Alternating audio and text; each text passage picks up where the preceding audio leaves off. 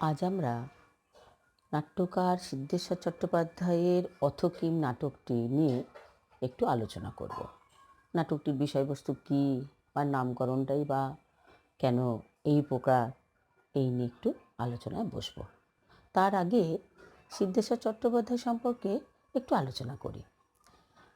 সংস্কৃত নাট্য সাহিত্যে সিদ্ধেশ্বর চট্টোপাধ্যায় ছিলেন এক নতুন ঘরানার প্রবর্তক।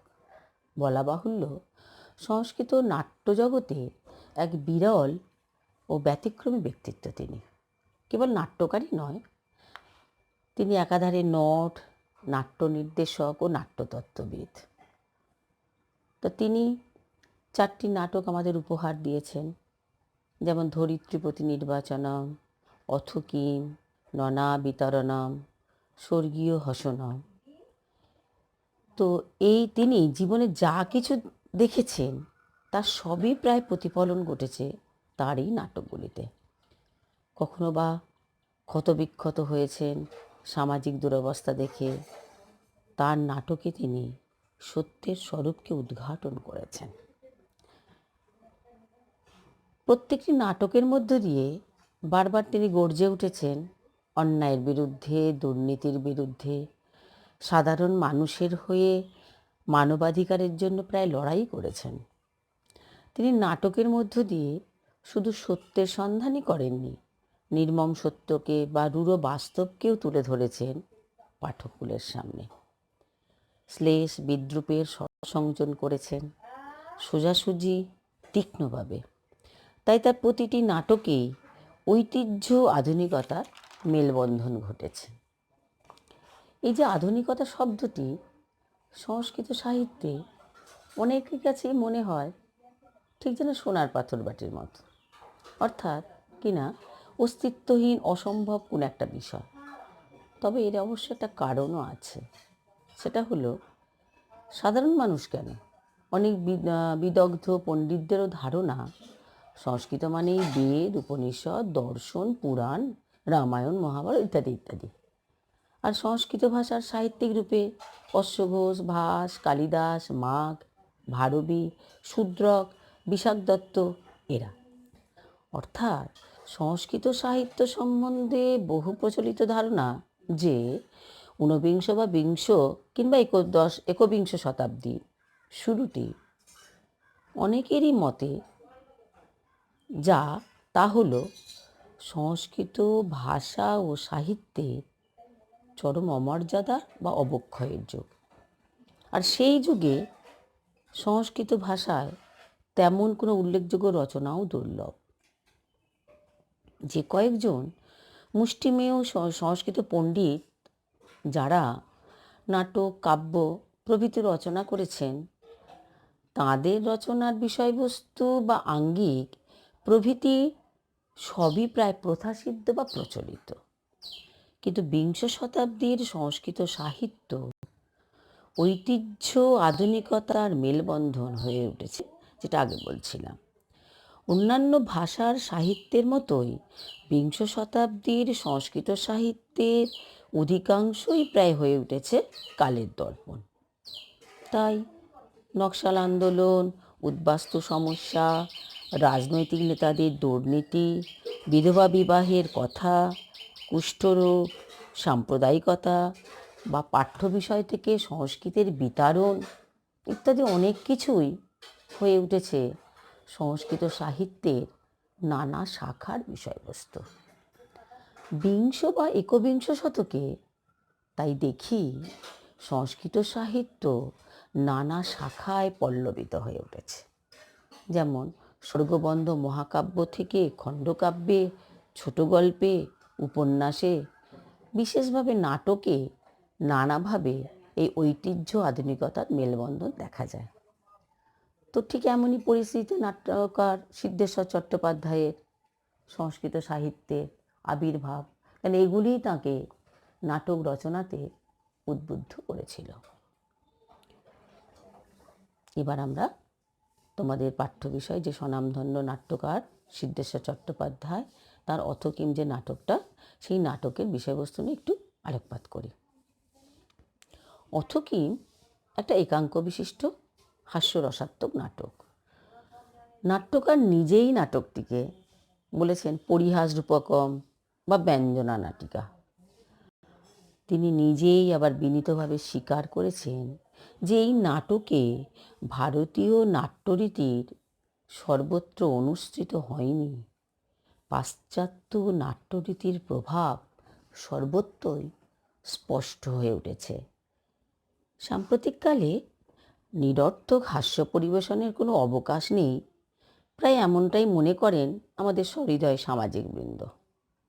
এ কারণে এই নাটকে কোথাও হাস্যের ছলে প্রশ্ন উপস্থাপিত হয়েছে, কোথাও বা উদ্ঘাটিত হয়েছে নানা সমস্যা, কোথাও আবার প্রচলিত মূল্যবোধের অসারতা প্রতিপাদনের জন্য বিদ্রুপবাণ বর্ষণই হাস্যের প্রধান উপজীব্য হয়ে উঠেছে।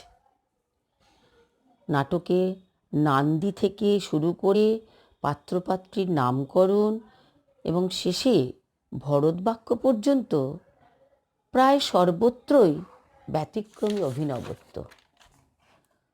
সংস্কৃত অলঙ্কার শাস্ত্রের প্রথানুসারে নাটকের শুরুতে অভিপ্রায় সিদ্ধির উদ্দেশ্যে নটেরা দেবতা, ব্রাহ্মণ বা রাজাদের যে স্তুতি করে থাকেন তাকেই নান্দি বলে। এখানে নাট্যকার কিন্তু স্তুতি করেছেন এক অদ্ভুত দেবতা যার নাম সমুদ্ভট। অর্থাৎ নান্দি শ্লোকটি এই নাটকে অত্যন্ত গুরুত্বপূর্ণ বা তাৎপর্যপূর্ণ। নান্দির অভিনবত্বের মাধ্যমে নাট্যকার বোঝাতে চাইলেন যে নাটকের বক্তব্য বিষয় ও নাটকের রস প্রায় সবই অভিনব, অর্থাৎ গতানুগতিকতা বহির্ভূত এই নাটক। এই নাটকের আরও একটি উল্লেখযোগ্য বৈশিষ্ট্য হল তিনি কোনো চরিত্রের নামকরণ করেননি। এক একটি স্বরবর্ণ বা ব্যঞ্জনবর্ণ দিয়ে তিনি নামকরণ করেছেন। অর্থাৎ কি না, ক, খ, গ, ঘ, উয়া এইভাবে পুরুষ চরিত্রগুলির, আর আ, দীর্ঘ এইভাবে স্ত্রী চরিত্রগুলিকে আইডেন্টিফাই করা হয়েছে। নামকরণের মাধ্যমে গণ্ডিবদ্ধ না করে শব্দের সংজ্ঞা যে কতটা ব্যাপক তার প্রকৃষ্ট উদাহরণ আমরা কালিদাসের কাব্যে দেখি। মেঘদূতে যক্ষকে কোনো নামের বন্ধনে তিনি আবদ্ধ না করে বললেন কশ্চিৎ যক্ষ, অর্থাৎ এর দ্বারা তিনি যক্ষ, দেব, দানব, মানুষ নির্বিশেষে সমস্ত বিরোহীর আর্তিকে মুক্ত করে তুললেন। সুতরাং যক্ষ সর্বযুগের, সর্বদেশের, সর্বকালের বিরোহীর আর্তিকে অনুরণিত করছে নাকি? আমাদের দেশে প্রচলিত গণতন্ত্র ব্যবস্থার প্রতি, বিভিন্ন রাজনৈতিক দলের প্রতি এবং সমগ্র দেশব্যাপী নির্বাচন ব্যবস্থার প্রতি তীব্র ব্যঙ্গ ও বিদ্রূপ ফুটে উঠেছে এই বিশুদ্ধ হাস্যরসাত্মক একাঙ্ক রূপকে, একাঙ্ক নাটকে। বিভিন্ন স্বরবর্ণ ব্যঞ্জনবর্ণের মাধ্যমে যে সকল নাটকীয় পাত্রপাত্রীর আত্মপ্রকাশ ঘটেছে তারা কেউ স্বার্থপর রাজনীতিবিদ, কেউ বা তাদের স্তাবক, কেউ বা কোনো বিশেষ রাজনৈতিক মতবাদের সমর্থক, আবার কেউ বা শুধু জ্ঞান সাধক অধ্যাপক। দারিদ্র ও সন্তান সন্ততির ভারে জর্জরিত, সমস্যাপীড়িত সাধারণ গৃহস্থ যেমন এখানে দুর্লভ নয়, তেমনি সুন্দর বেশভূষা পরিহিতা আত্মাভিমানিনী রমণীও এখানে অনায়াসেই দেখতে পাওয়া যায়।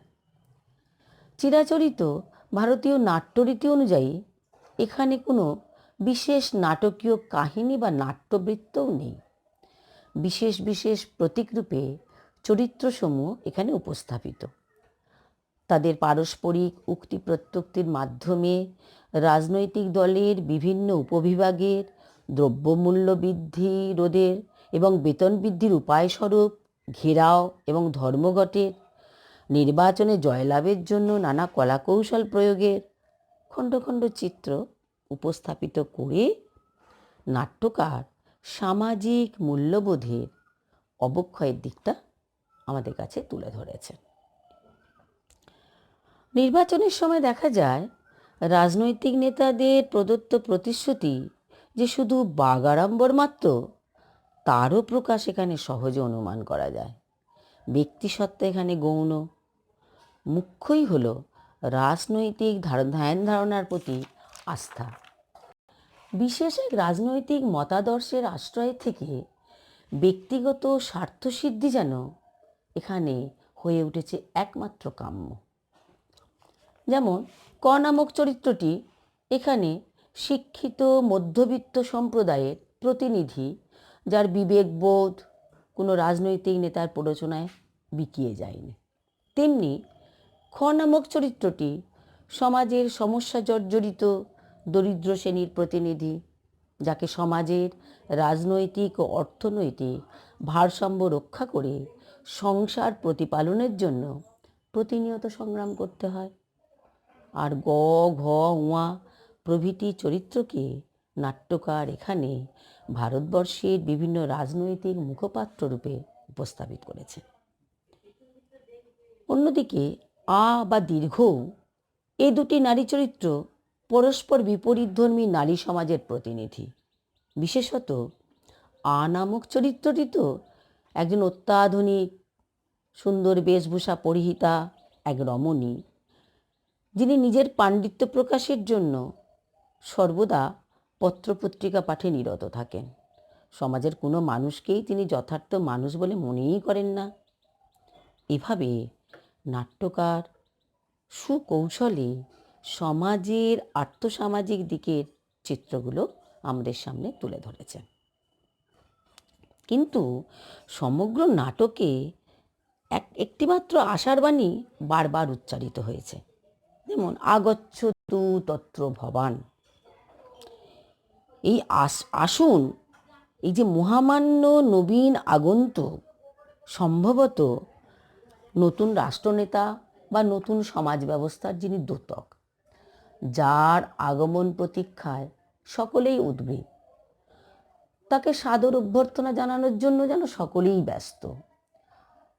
তার আগমনে দূর হবে প্রতিক্রিয়াশীলদের যাবতীয় চক্রান্ত। নাট্যকার কোনো এক নাটকীয় পাত্রের সংলাপের মাধ্যমে ব্যক্ত করেছেন এই নবীন আগন্তুকের কর্মকুশলতা। যেমন এই পরিবর্তিত সমাজ ব্যবস্থায় ন ভবিষ্যতি মূল্যবৃদ্ধি, মানে মূল্যবৃদ্ধি আর হবে না। এমনকি প্রাচুর্যং ভবিষ্যতি নিত্য প্রয়োজনীয় দ্রব্যানাং, অর্থাৎ নিত্য প্রয়োজনীয় দ্রব্যেরও প্রাচুর্য ঘটবে, ইত্যাদি ইত্যাদি। এবার আমরা নাটকটার যে নামকরণ অর্থ কী, কেন হয়েছে, এটা নিয়ে একটু আলোচনা করি।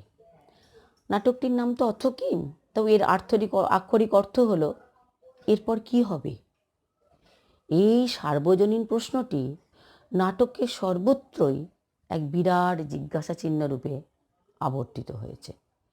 নতুন নির্বাচনের পর নতুন রাজনৈতিক যে নবীন নেতার অভ্যুত্থান হবে, তার শাসনে সমাজের সামাজিক অবস্থার মানুষের কতটুকুই বা উপকার হবে। সমাজ তো আগের মতোই সেই গড্ডালিকা প্রবাহেই চলবে। আগের মতো মানুষের মধ্যেও দেখা যাবে আত্মকেন্দ্রিকতা।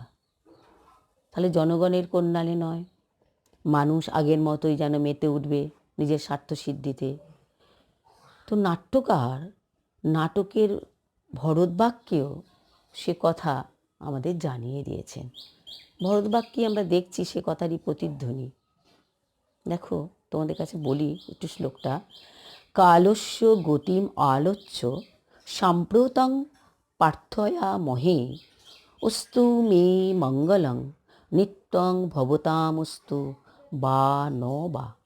অর্থাৎ এই কালের গতি দেখে শুনে এখন কেবলমাত্র চাওয়া আমারই, মঙ্গল কেবল আমারই হোক, তোমার হোক বা না হোক। তো এভাবেই আমরা দেখছি অর্থকীম নাটকটি নাট্যকার যে নামকরণ করেছেন, সত্যিই নাটকটির নামকরণ সার্থক হয়েছে।